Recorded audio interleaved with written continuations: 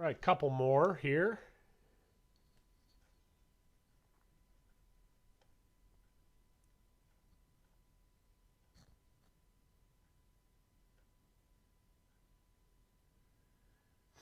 Nothing too crazy. Very interesting, blurry photos. Couple portraits. Seeing some of the same ones we've seen. This is some vision. Catching someone with this really crazy mirror. It looks like a museum. A lot of people I know shoot in museums. I don't think it's that exciting, but the colors is really cool because it's all like black and white in this color here. I would keep shooting and maybe get closer and fill the frame with it. Like this is the coolest part. It's nice to have like the black and white, but keep shooting that. That's cool. Got a lot of people walking. Similar distance. You can see the size of the people, and all these are very similar. I'm not like knocking all these people because I do it myself. Um,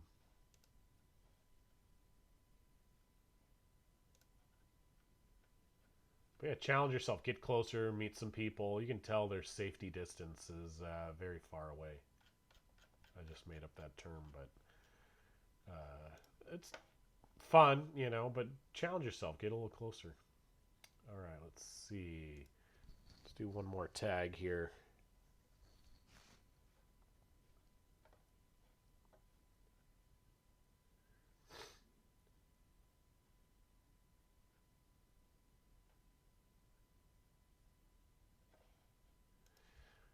Interesting silhouette.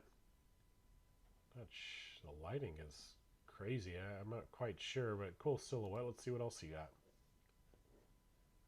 People walking. I like this little dome. Let's go back. This little dome, it really creates some interesting shapes and colors and lighting. See, it's funny, like this is somebody walking, but the background is interesting. Like if this was just like a normal street and there's like McDonald's there, like not as cool. Like the fact that this is in some land that we're not familiar with, or I should say, as an American, it looks different than what we're used to, and that's what makes it interesting. So, international street photography is always I'm drawn to because it's just we're not used to seeing that kind of stuff. Cool. I feel like you could work this scene for a while. A little silhouette. At least they're like playing ball or doing something. This looks like a direct flash. Yeah, where's this little dome? Really cool. This bugs me that the kid. I don't know. Just something bugs me about how they're standing there. Yeah, this dome. You could sit here for a long time and shoot in this little dome. This is actually shooting a lot on the same day. It looks like 'cause this is the same couple or the gal with the kid. Like the reflection, certainly more interesting than without the reflection. Nice use of yellow. You see that in street photography. Yellow everywhere. Very lucky. But they don't know their photo's taken. They probably wouldn't like this if they saw it, honestly. There's a direct flash.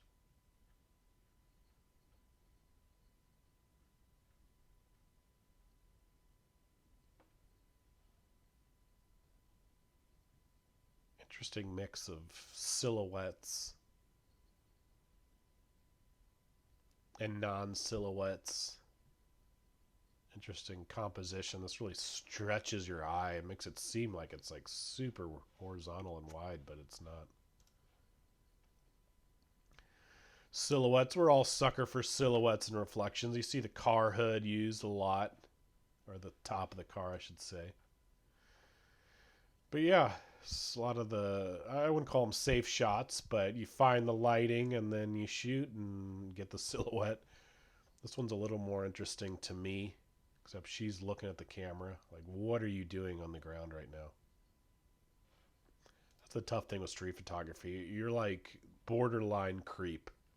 Like, these people probably don't want their photo on the internet.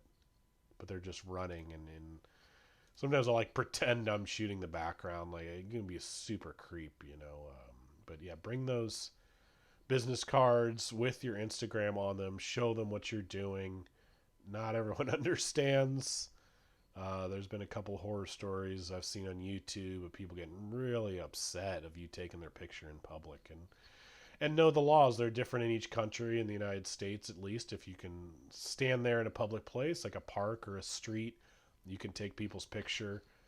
Gets to be a gray area when you start using a longer lens or climbing a tree, or like, you know, it's, but if you can publicly stand there, you can publicly take a picture, you know, in any public spot, you know, inside business, you should ask permission. Um, but yeah, know the legalities. It's different in each country. But if someone doesn't want their photo taken, I don't want to take it, you know, and certainly don't want to upset anyone. This is cool. Nice little layers front to back. Some people in shadow and some people not. Really tough to take someone's picture walking and with like a stroller like that, and they did pretty good. People aren't doing really anything amazing, but nice balance, and one, two, three, four people there. Simple, you know, silhouettes are great, especially when you use very simple shapes, simple forms, simple colors, so they just pop right out. Otherwise, it just doesn't pop as much, in my opinion. But they're loving the silhouettes. Here's another one from that car, the top of the car. But yeah, we all take these silhouettes. They really get a lot of attention on Instagram, and they're fun to shoot. But keep pushing. Try to get a little closer, maybe, to people, and get people doing something besides walking, and then the inevitable looking at their phone. Same thing, the picture of the top of the car. But yeah, keep shooting, work those backgrounds, wait for some moment. Like, this is actually kind of a moment, at least some people. I think it's more interesting photo than one of these silhouettes. You know, you at least see the people, and they have these matching like colors and clothes. What's this? 3 words.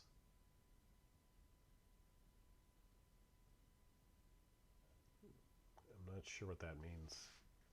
Oh, it's. I think they said great job with the depth of field. Yeah, great framing, cool people. They once again they might not like you taking their picture, but I love their clothes, and you know who knows where they're walking, and they're looking at something interesting. Like on the phone, I think it's just way more exciting than something like this, to be honest. But Instagram loves those photos and rewards you with that. So